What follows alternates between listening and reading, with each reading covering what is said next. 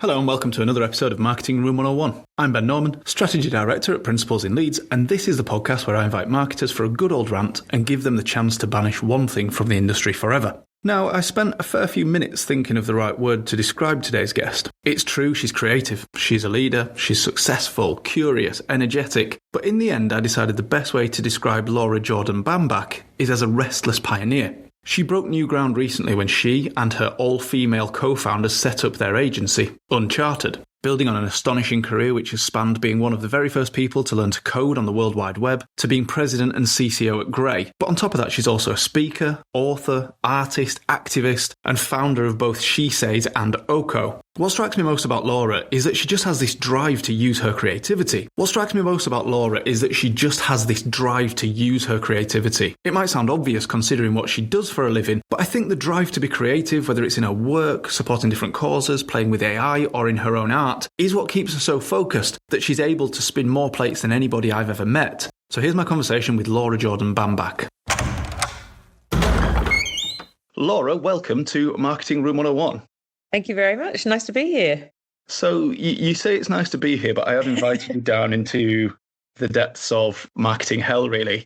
To get us started, could you please describe the room for our listeners? What's it actually like in here? It is like every other office for every other career that I've ever walked into. I think there is nothing particularly special about it, but it is as bland. Am I allowed to swear? Oh, it's absolutely. As bland as fuck.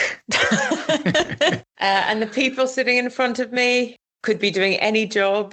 And the entire place feels as if it doesn't have a creative heart and we've forgotten who we are. It feels like somewhere that lacks any form of soul or identity. Exactly. I think if you can walk into a creative studio and it feels like you could be walking into a call center or IFA office, then that is my idea of hell. It feels like somewhere that's probably quite silent. You can just hear probably the tapping. Quite silent, probably quite white, probably nothing on the walls. Probably everyone sat at the same kinds of desks on the same kinds of chairs, doing the same kinds of things, coming in at the same time. Yeah, definitely a lack of conversation with a crappy coffee machine. Out of interest, so for you personally, you're describing the flip side of that, I guess, is you work best in a proper creative studio. Absolutely. Is that better in a studio, in an office space with other people, or is that better in your own studio space at home?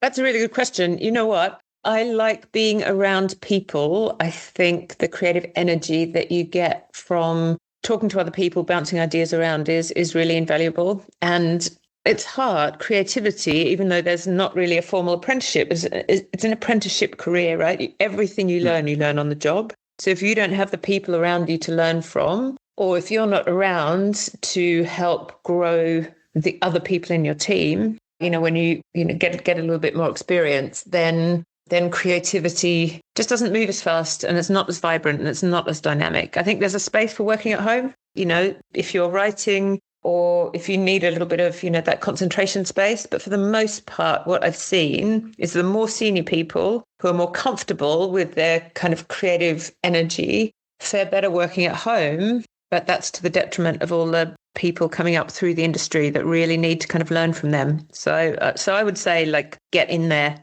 and be around people. Yeah, I love the creative energy of being around people. It's a really interesting point and something that's overlooked, isn't it? At Principles, we do a 4-day working week for everybody, and we did that in exchange for asking them to be in the office all the time. And I think, like you say, some people can work incredibly well. Experienced people can work incredibly well from home. But what's often overlooked is they're therefore not passing on that information. They're not passing on that experience and growing that younger talent, are they? Yeah.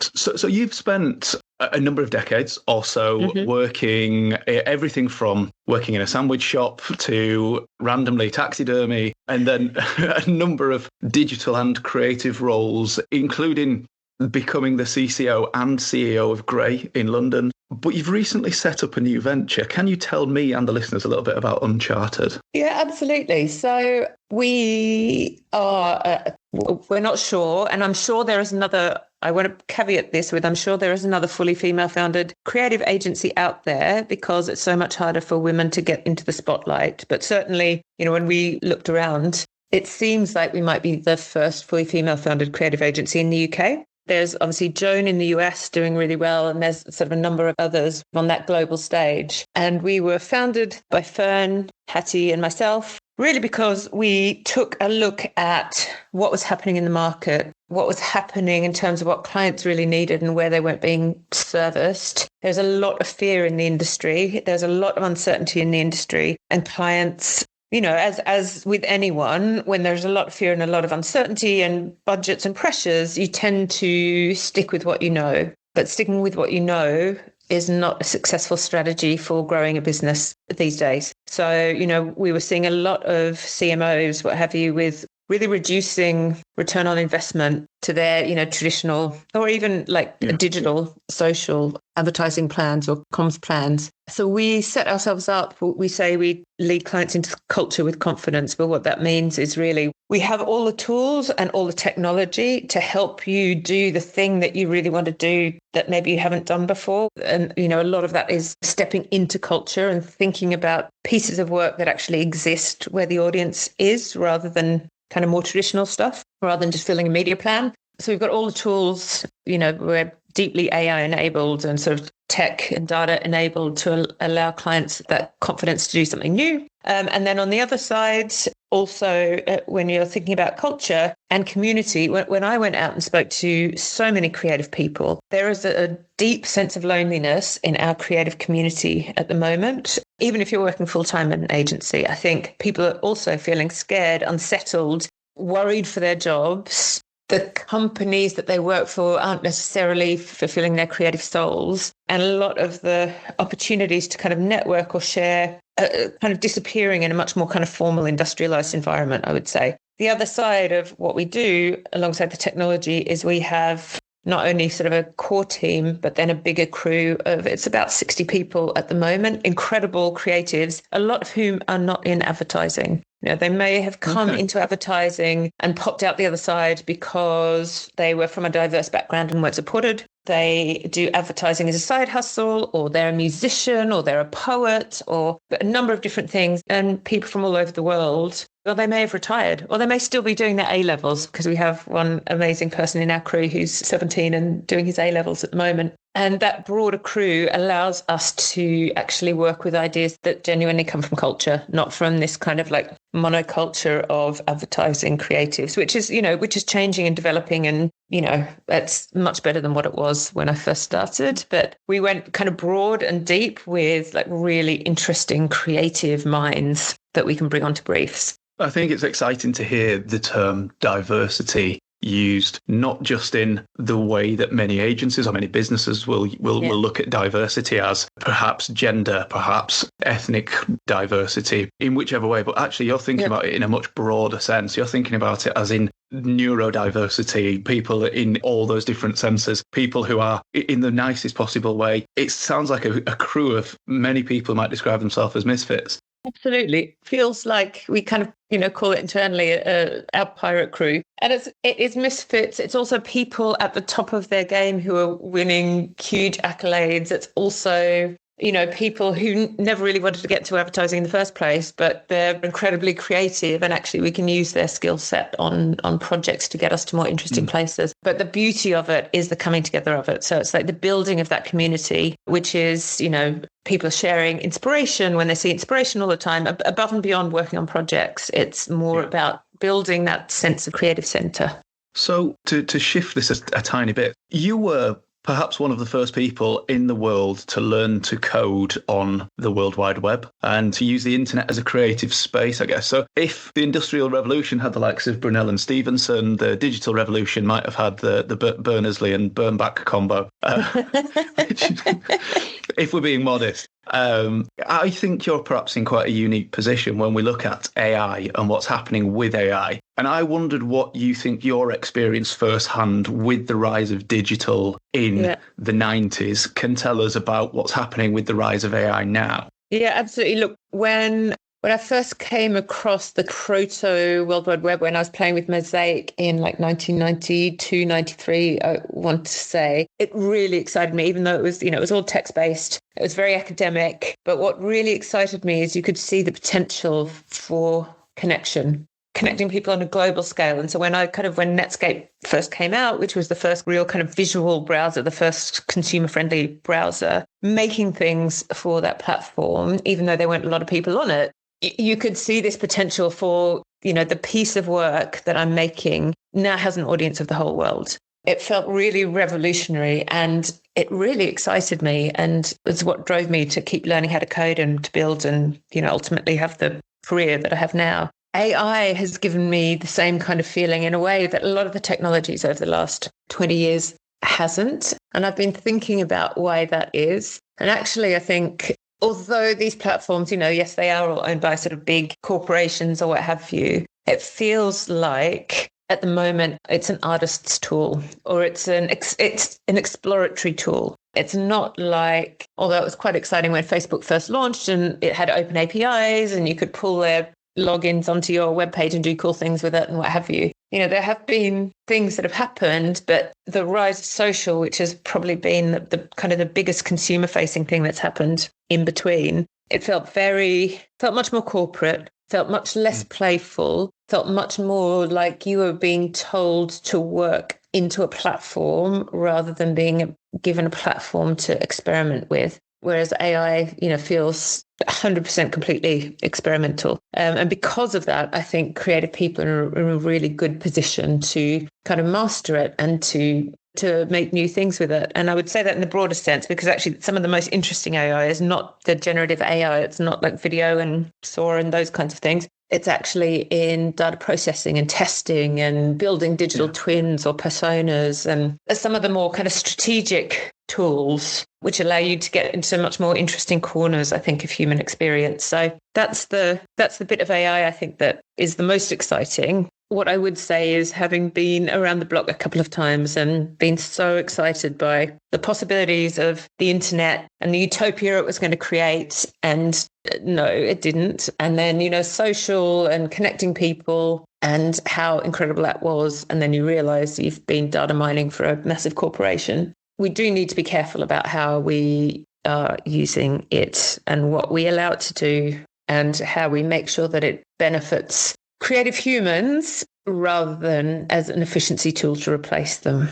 Yeah, how do we keep the reins on AI? Is it possible to keep the reins on AI so that it does help us to feed human creativity, or an ally of human creativity and not an enemy to it, I guess? Yeah, absolutely. And I spend a lot of my time in AI, which is, how the internet worked as well. The best way to keep the reins on it is to get in there and really learn it. It would be like, when I did work experience when I was at school, there was no kind of, graphic design on a computer. Photoshop wasn't in wide use. People were still doing scans with Pantone markers and using a bromide machine. And 4 years later or something, when I went to university, suddenly everything was on the computer. That shift, we suddenly didn't lose all graphic designers, but people's jobs did change. And you don't get a lot of people now who scamp and spend thousands of pounds on Pantones, right? It's a different kind of creative. And it's really important, I think, that all of us who are here at this transition just really get to grips with how to use the tools.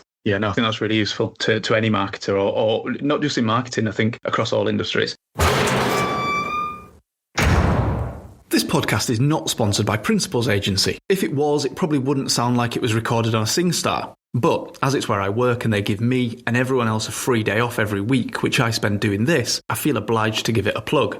At Principles, we're obsessed with the word unforgettable, meaning we help everyday brands come to mind quicker and stay there longer. We do this using a set of principles the team and I developed. This means making brands distinctive, entertaining, visible, and consistent. If you'd like to chat about how we can help you with any brand creation, brand activation, or brand building project, just pop me, Ben Norman, or Principles Agency a message on LinkedIn, or head to principlesagency.co.uk. Now, you're here today because you would like to banish something from the marketing world forever. Yes. Can you please let me know what you would like to can? I would like to banish the poor application of measurement and testing and poor econometric models. It is the bane of my life. This debate that continues about kind of performance versus brand marketing, when it is entirely obvious that you need both things, performance marketing over the last 15 years has really won out because of its ability to be measured. It's harder to measure things like brand affinity, what have you, and more expensive, right? So measuring digital stuff is cheap and it's easy and it gives you a number, and it gives a number that is easily reportable to the CEO. And there have been a ton of businesses which we have created for ourselves that measure this stuff. Obviously social has been at the forefront of this and reporting its measurement, but we haven't been measuring the right things. And because we haven't been measuring the right things, there's that phrase, if you have a hammer, everything's a nail. We are, in a position where the stuff is being kind of tracked and falsehoods are being given as true. So for example, I don't know, like blue headings are working like really well and they're returning bigger kind of click-through rate or engagement rate or something, blah, blah, blah, blah, blah.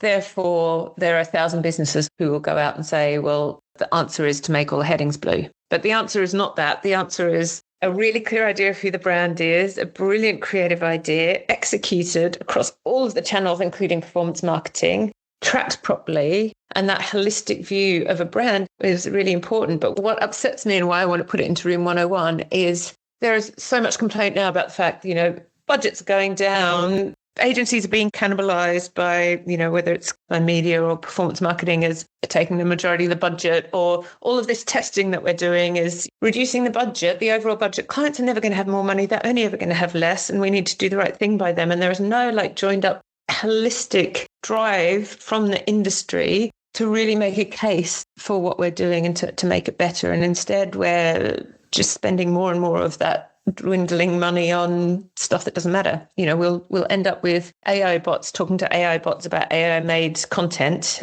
You're able to measure it, and so that's fine, and that's something that you can kind of deliver as a brand, but it doesn't actually grow your brand. It doesn't make people fall in love with your brand, and it's certainly not creative. I'm really excited by what you're saying, because I do think one of the things that I've noticed growing is a lack of faith in the intangible creative idea. Lack of belief that sometimes it's not about what's the sort of phrase. There's no correlation between how measurable something is and how important it is. And just because you can measure whether that banner is more effective in one colour or another, just because you can measure an increased click-through rate or an increased conversion rate on one design versus another, you're missing the bloody point, aren't you? You're completely missing that if we create entertaining, interesting, culturally relevant stuff, people will be excited by it and they will buy your brand more. But it's hard to measure that. If anything, it is intangible, and we have to, at some point, draw a line and accept that there is a level of intangible creative power we can't harness. I agree. And what I would love, I think there's been a lot of work by the IPA, bringing together kind of more of the business side of the agency with the creative side of agency so they understand each other. But I really feel like I almost want to do a bring a CFO to breakfast day, because I think even the financial teams within the creative businesses don't really understand the craft of being a creative designer. Is a little easier to see, obviously, because you can see the output. But, it feels magical being able to pull something from thin air and create something that is of value to the business and to brands. But there's a real lack of appreciation of the craft that goes into that, and the skill, and the fact that a gut instinct is actually a really finely honed tool that you've maybe been working 30 years on. Creative director is a creative director because they understand what the right thing to do is, because they understand how to connect a brand and a creative idea, et cetera, et cetera. But it's a little intangible. And it really upsets me more than anything that we've done it to ourselves. And we still continue to do it. We still keep on investing more and more money. Our industry is investing so much money in investing in AI because they're scared of AI. But I'm not seeing as much or enough thinking about how that works in terms of generative AI. What we are doing within our businesses should be made completely alongside them and in tandem with them. What do you need? How should this work? How can we be making you as creators more effective so that we can charge a higher value for you, because human creativity is of high value? And instead, you're seeing these kind of machines being created that remove the agency from creators and designers even more. It just really pains me that we're doing this to ourselves. Yeah, I think sort of sometimes there is a point where we need to be better as an industry. I think I'd heard you say somewhere that if you can be replaced with a machine, whether that's a machine to deliver a process or machine intelligence, you need to step up. You need to raise your bar. You need to raise your level of creativity to use the new tools that are available, right? Yeah, absolutely. And I think creative agencies, they're called creative agencies for a reason. Those businesses need to really get behind and back the creators with what they need as well. You know, that creative people have always got the least amount of training, often the least amount of support, are treated like infants who are just in it for themselves, which again, like, really annoys me, because we are not. We are an intrinsic part of the product, and it's really, really important. But, you know, you're often told we don't need to dance budget on that, or, you know, don't worry your pretty little head about the complicated kind of maths things, the business things. So important for a creative to understand the business of their clients. Like, what are they actually trying to achieve? How much more product do they need to shift? What markets? When is the bonus cycle? And what is your client? What are their KPIs? So you can make them successful as well as the business successful. All of that stuff is really important and really good creative input. But we're kind of kept to one side and then told that we're selfish. You know, don't forget you're not making art. And it's like, we all know we're not making art. But our roles and our progression often counts on, like, how many Cannes Awards have you won? So therefore, that has to become really important to us. So it's, I think we've got ourselves into a pickle as an industry. And the way to get ourselves out of the pickle is to put creativity back into the centre and just educate the entire industry on how it works. I think that financial people should be right in there, understanding what it is that we do. I think frustration builds amongst many creative people when there is a desire to proceduralize or formalize the creative process, doesn't it? Where it's like, going back to what we were saying earlier about having faith that sometimes great creative can't be measured in a tangible way. I think the System 1's got us much closer in recent years to being able to measure the intangible side, the emotive side. But even then, it's like, right, we've got this magic new measurement system now. We can then build a formula around that for how our creative works. Or we can look at what's being kicked out of our metrics from other research methods. And it's like, there's this desperation to try and create the formula when there is no formula, right? System 1, I really think it's a great platform because it is really emotional, and that is good, but it's still not like the font of all knowledge that you have to bow down to. You know, testing is about giving you more feedback so you understand what's happening more. It's not, you know, they're not gods. No, there will always be amazing ideas that test poorly because 100%. They just hit differently. When you talk about the cultural relevance, you can't always pick that up, and there will be something that just lands right but might be blocked by testing. And that's my fear, is some of the best ideas, some of the best campaigns that have ever gone out, if they were tested using whether it's System 1, whether it's an old school focus group, whatever it might be, yes, it's there to improve ideas, but if we bow down to it entirely, we might miss out on some moments of genius. Where I love testing. So one of our partners is called Loops, and part of the reason I love them is their interface is really easy. It's easy enough for creatives to use. Part of it is that you get proper emotional kind of responses from things, but it's rapid. And it is cheap, which means that you can kind of iterate and play with things, and it allows the testing to be playful. So you don't have to finish something or get to a storyboard and then test it. And that's like a massive gate that has to be passed to move through. And so because it can be playful, you can actually use it to get to braver work. So an example, looking at an illustration style, and the client felt very strongly that the illustration style wouldn't work for the audience because it was too childlike. And I felt like I didn't think that was the case. And it didn't cost much to go, you know what, the client hasn't asked for this, but can we just test some of these illustration styles and actually get a sense of whether it is going to work? So I don't want to say it's going to work and then the client going, told you so, people think it's too childlike or what have you. But actually people came back and they absolutely loved it. And so then I was able to go to, the client, okay, I understand that this is not for you, but could we find a style which is a bit braver, has a bit more personality, because the audience really, really loves it. And that helps to make braver work. That was really useful as a creative for that testing to be put in my hands. Now, I wouldn't be able to do that if that was a System 1 or a Kantar or anything like that. But with Loops, I can go, can I just test these things and get something back in 24, 48 hours? putting that control back in the creative hands, giving you guys faith, not treating you like you should be in that box and we'll deal with the client or we'll deal with the research. So I am convinced. I'm just trying to think of how we wrap this up. So if we're going to maybe describe it as poor application of data in creative. Yeah, and I think just even more simply, maybe measuring the wrong things. Measuring the wrong things. The cult of measuring the wrong things.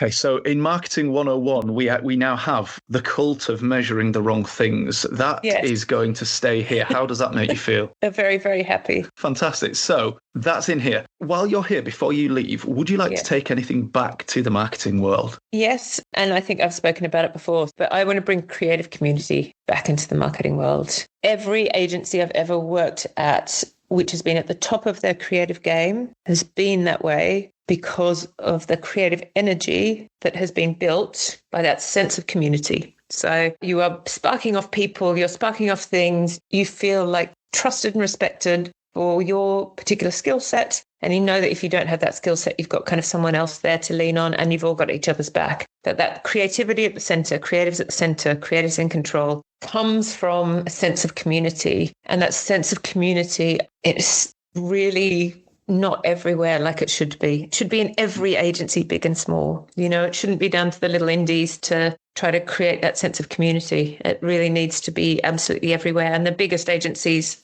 have got the most to lose and they've also got the most to gain. Interestingly, this conversation is a product of creative community. I spoke to Vicky Ross on this podcast and Vicky recommended yourself as a future guest. And I know she's done a lot to inspire that with Copywriters Unite and to inspire communities across the world now. What would you say, other than communities like that are across the industry? What advice might you give to an agency to do the sort of things that you're doing to start inspiring that creative community? Yeah, well, look, I think kind of stepping back into where I was at Grey, right? When I was CCO, the first thing I realized is there was no sense of creative community there and went about building it within the business. And then that was so successful. It's how I ended up being president as well. They're like, you're pulling the culture. At its heart, it's a culture. It's a culture of sharing, of inspiring, of making sure that every creative role is really valued and people see the value in creativity within the business. So I think, you know, if you're a creative leader, there's a lot you can be doing there. Like I said, I think where I would start if I was stepping into a role like that again would be to bring the people furthest away from that right into the center. So bring the finance people, bring the people team, bring everyone into that community so they can experience it, because that energy is so electric and so addictive and so positive. But yeah, it was making sure that I understood everyone, what their creative visions and goals were and where they wanted to get to and who they liked working with and what they liked working on and what they didn't like working on, and doing as much as possible around that team building and sharing and bringing people together and being and that vulnerability that's at the heart of creativity as well, I think, and the empathy. But it's amazing what you can do within a business to bring people together and to get that energy going. So I think it's really interesting you've referenced bringing, for example, the finance people into that, bringing different people in. So we're talking about a creative community, not just a community for creatives. Yeah. So across that business, like you say, it's a creative agency. That should mean that we are all inspired creatively. We are all part of a creative community throughout the agency. And maybe this is where some of the tension comes sometimes. We've got a creative team and then no one else is allowed to be creative. And we're not saying that other people, the finance person, is going to start doing scamps, but we have this community across the agency that is and we all understand the product that we're making. Yeah. Okay, so I am convinced. So we're going to leave measuring the wrong things in Marketing Room 101. You are going to take with you creative community and distribute that, not just across agencies, across all businesses in the marketing world. Now, before you go, my brother is a big fan of this show and he doesn't work in the industry, and it's a little bit random, but I do let him ask each guest one question. So his question for you, and I gave him a little bit of background, is, I understand you used to work in a taxidermy shop that occasionally experimented by combining multiple animals. So if you could be a combination of two animals, what would you be? Oh my goodness, what a brilliant question. Okay, I would have I'm just trying to imagine what's going to look really good. I mean, I'm definitely going to have to be part bat because I'm an old goth at heart. And who wouldn't want to be a bat? And also, there are a lot of bats in Sydney, and that's where I come from. So half bat, and then maybe half. I'm not quite sure you'd be able to stitch them together very well, but my favourite animal is a frog. Right, a bat maybe frog. A half bat, half frog. I'd be able to jump really high and fly and swim. I absolutely love frogs. I love amphibians, and I just think it's so fascinating to be able to kind of live underwater. Oh, you know what? Half axolotl, half bat. Half axolotl. Now, I recognise the word axolotl. They're like they're related to a newt, so they're still kind of well, they're not amphibious. They live underwater, but if you put a little bit of iodine in the water, actually, they can come out of the water. They sort of come out of the water. I'm sure in Mexico they're probably fully amphibious. So is an axolotl I think this is the animal that Guinness use at the start of the ad where they go right back in time to when humans first left the water. Possibly. It does look a little bit like that. They've got the reason I say axolotl is that I've had axolotls as pets more than any other pets. And when I was just thinking about being a goth, going back to when I was a teenager and I was really into The Cure. And because axolotls' gills go out like Robert Smith's hair, I had two axolotls, a black one called Robert and a white one called Mary, which is the name of his wife. So you're going to be an axolotl with bat wings. Yeah. But you'll still have the ability to out of the water, in the sky. Brilliant. Right. That's a better answer than I could have imagined for that. So that's absolutely excellent. Fabulous. So, Laura, thank you very much for coming in. It's been quite a journey. How can people get hold of you? How can people find out more about Uncharted? How can they reach out to thank you for coming on the show? If you go to unchartedstudio.com, that's where you'll find us. And I am Laura Jordan Bambach, Laura JB on LinkedIn. I'm very easy to find because there are very few Jordan Bambachs. Laura, thank you very, very much for coming in. Thank you. So that was my conversation in Marketing Room 101 with Laura Jordan Bambach. If you enjoyed it, could you please leave a review wherever you listen to your podcasts? Because doing so tells Apple and Spotify, etc. to introduce more people to the show, which means I feel slightly happier about myself, but more importantly, it means I can keep attracting the most incredible guests like Laura.